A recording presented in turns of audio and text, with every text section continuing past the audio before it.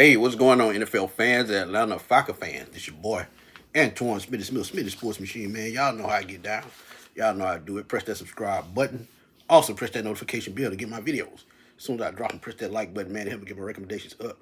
To get my video through the YouTube universe, I greatly appreciate y'all as always. But right quick, man, very quick. I know y'all heard the news, so I know I got to get my take on it right quick.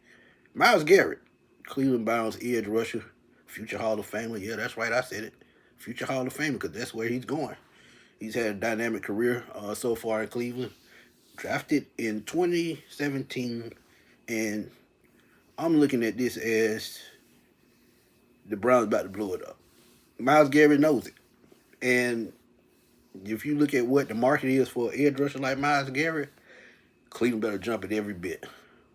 But let's look right quick, man, at the message that he sent the Browns to request to be traded. And this is classic, man, because you don't see too many players do this. They just go out and go to the media. But hey, he had DC as a man to say, hey, as a kid dreaming of the NFL, all I focus on ultimate goal, winning the Super Bowl. And that goal fuels me today more than ever.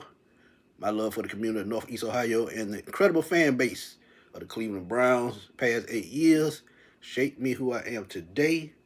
And he said, while I love calling this city home, hey, my desire to compete on bigger stages, meaning he's not going to do it in Cleveland. His goal was never to go from Cleveland to Canton, but go from Cleveland to Canton. He wanted to be a Browns his career, but it's time for him to chase a Super Bowl. And that's his trade request. So he has the right to do that as a player because, let's be real, y'all, we know the Cleveland Browns ain't going nowhere. Deshaun Watson has been a failure. Nick Chubb has suffered two catastrophic injuries on his knees. Now Myles Garrett is the last hope. They still have Denzel Ward. They still have a decent defense, man. But when you don't have the offensive pieces that need help on the offensive line, wide receivers, man, look, Cleveland is a disarray on offense, man. So he can't do it by himself, and basically he's saying that as well. But NFL.com put up a post about the Atlanta Falcons being a potential landing spot. And y'all know I've been talking about this already. And before we get into that, telling y'all right now it's going to be 2 to 3 first-round picks. Or you can get them Kirk Cousins, a first-round pick, and maybe a third-round pick in 2026. But Myles Garrett's not going to come cheap. Now, one thing about his contract that fits any team's favor, his contract was reworked, so he's only going to be owed $20 million, I think, for the next couple of years, and that's way below the Aaron Donald type money, which was $30+ million. And the Falcons find a way to get the cap space, man, because all they have to do is restructure contracts, and they can keep building those contracts and restructuring. Then the additional money that they get every year, that could help as well. And they also have to get Kirk Cousins' contract out of the books, even though they traded for a 7th-round pick. So first and foremost, Cousins' contract has to go. But even if Cleveland wanted even if they wanted a two first-round picks for Myles Garrett, I would give it to him because he's a game-changing talent. As I told y'all about Michael Parsons in an earlier video, they just one of those. It's just one of those players that you got to bite the bullet and pay him. It's just that simple. But let's get into NFL.com right quick. Said the Falcons made good sense as potential Garrett destination. They reside in the wide open NFC South. They're in a dome, playing in more favorable condition than the harsh winters of Cleveland. That's absolutely true. Atlanta has also defensive-minded head coach in Raheem Morris, and Jeff Ulbrich just got rehired. So, and they said, well, they probably need Kirk Cousins, as I told y'all. They would probably need Kirk Cousins to restructure that contract. And the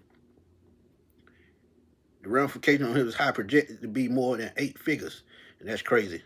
They can cut salaries to help clear space, but they are lower on this list because it would take clearing some major hurdles just to get in position to potentially execute such a move.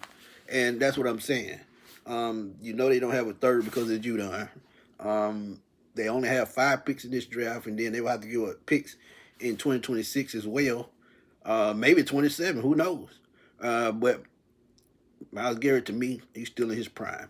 And if you look at his numbers, and I'm putting them right up on the screen for y'all, this guy has 102.5 sacks. He's a 6-time Pro Bowler. He's had double-digit sacks every season other than his rookie season. But that's to be expected with most players. But he's been consistent. He's been Defensive Player of the Year in 2023. He 14 sacks last year. The last 3 seasons, 44 sacks total. So look, he's gonna put up the numbers. You just have to put up the goods to go get him. And I think they should think about doing it. Terry Fontenot, if your job is on the line and this guy could help save your job and change the future of this franchise, especially with you possibly having a franchise quarterback for the first time since Matt Ryan left 4 years ago, go do it. Doesn't matter how you're gonna do it, just go do it. So Myles Garrett trade request. Falcons should go do it. All-Pro player, Defensive Player of the Year, Pro Bowl, all those wrapped up into one. And the Falcons haven't had a strong edge rusher, and we've been talking about this for years, and John Abraham. Just go do it. Y'all tell me what y'all think, man. Should the Falcons go after Myles Garrett? I say yes. If they have to give up multiple first-round picks, I still say yes. Because we had the Falcons had luck with first-round talent on defense and edge rushes. Think about that. Y'all drop those comments. Let's debate. Let's have fun, man. Y'all know how we do it on the Sports Machine. It's your boy Antoine Smitty Smith signing off. I will holler at y'all later, man. Peace.